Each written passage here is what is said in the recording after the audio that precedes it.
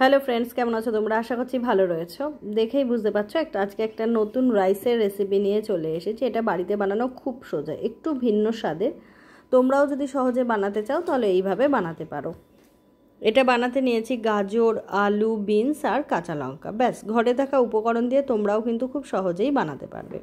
এবার আমি গাজরটা কিভাবে কাটছি একটু দেখে নাও। এইভাবেই যদি কেটে নাও তাহলে তাড়াতাড়ি সেদ্ধও হবে, দেখতেও ভালো লাগবে, আবার খেতেও কিন্তু ভালো লাগবে। ভিডিও ভালো লাগলে লাইক, শেয়ার, সাবস্ক্রাইব, কমেন্ট করে একটু পাশে থেকো। নতুন কোনো রেসিপি দেখতে চাইলে অবশ্যই কমেন্ট করো। দেখো গাজরগুলো ডুমু ডুমু করে কেটে নিয়েছি, বিনসগুলো একটু বড় বড় করে কাটছি। দেখো এই সাইজের করে বিনসগুলো কাটছি, এতে কিন্তু দেখতে ভীষণ সুন্দর লাগবে। খুব ছোট ছোট করে দিও না, হয়তো তাড়াতাড়ি সেদ্ধ হয়ে যাবে, কিন্তু খুব ছোট ছোট করে দিও না, দেখতে অতটা ভালো লাগবে না। আলুগুলো ওইভাবে কেটে নিয়েছি। আমি কিন্তু এটা চন্দ্রমুখী আলু নিয়েছি, তোমরা জ্যোতি আলু নিলে একটু ছোট করে দিতে পারো। এভাবে আলুগুলোও কেটে নিলাম।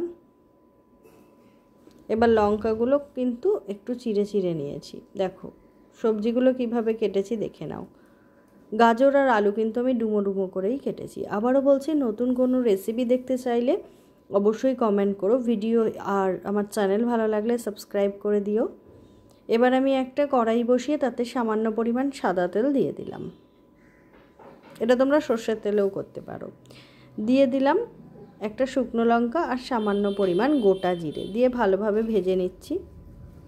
তারপর সব সবজিগুলোকে কিন্তু একবারে দিয়ে দিয়েছি। এই সবজি কিন্তু আমি আগে থেকে একদমই সেদ্ধ করে রাখিনি। সবজিগুলো এবার দিয়ে দিলাম। গাজর, বিনস, আলু, কাঁচা লঙ্কা সবই কিন্তু আমি একসঙ্গে দিয়ে দিয়েছি। এই রাইসটা কিন্তু দারুণ লাগে।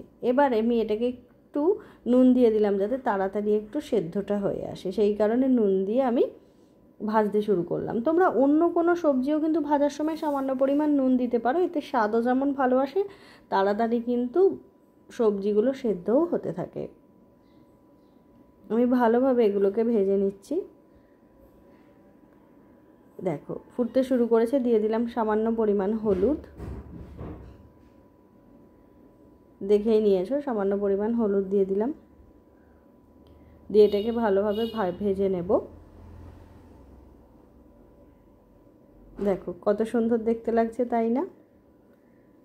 আবারও বলছি, ভিডিও ভালো লাগলে লাইক, শেয়ার, সাবস্ক্রাইব, কমেন্ট করে একটু পাশে থেকো। নতুন কোনো রেসিপি দেখতে চাইলে অবশ্যই কমেন্ট করো। দিয়ে দিলাম সামান্য পরিমাণ চিনি, তোমরা চাইলে চিনিটা কিন্তু স্কিপও করতে পারো। এখানে তেলটা একটু বেশি লাগবে, যেহেতু আমি এতে ভাতটা দেবো, তাহলে কিন্তু খেতে বেশি ভালো লাগবে। দিয়ে দিলাম সামান্য একটু বিরিয়ানি মশলা, এটা কিন্তু দিতেই হবে, তবে কিন্তু স্বাদটা বেশি ভালো লাগবে। এই রাইসটা তোমরা শুধুও খেতে পারো, আবার ড্রাই চিকেনের সঙ্গেও খেতে পারো। এটা কিন্তু বাচ্চা থেকে বয়স্ক সকলেই খেতে পারবে, তবে বয়স্কদের দিলে একটু তেলটা কম দিও। দিয়ে দিলাম সামান্য পরিমাণ একটু জল, দিয়ে মশলাটা কিন্তু ভালোভাবে কষিয়ে নিচ্ছি। আমার তোমাদের কাছে কিন্তু অনুরোধ রইল, অর্থাৎ আমার চ্যানেলের সাবস্ক্রাইব বন্ধুদের কাছে আমার অনুরোধ রইল, প্লিজ তোমরা এই রাইসটা বাড়িতে একবার বানিয়ে অবশ্যই আমাকে কমেন্ট করো, কারণ আমার খেয়ে ভালো লেগেছে, তোমাদের কেমন লেগেছে তা তো আমাকে জানতেই হবে। এবার দিয়ে দিলাম পরিমাণ মতন জল, যাতে গাজর, আলু, বিনস ভালোভাবে সেদ্ধ হয়ে যায়। দেখো এবার আমি এটাকে একটু ঢাকা দিয়ে রেখে দেবো।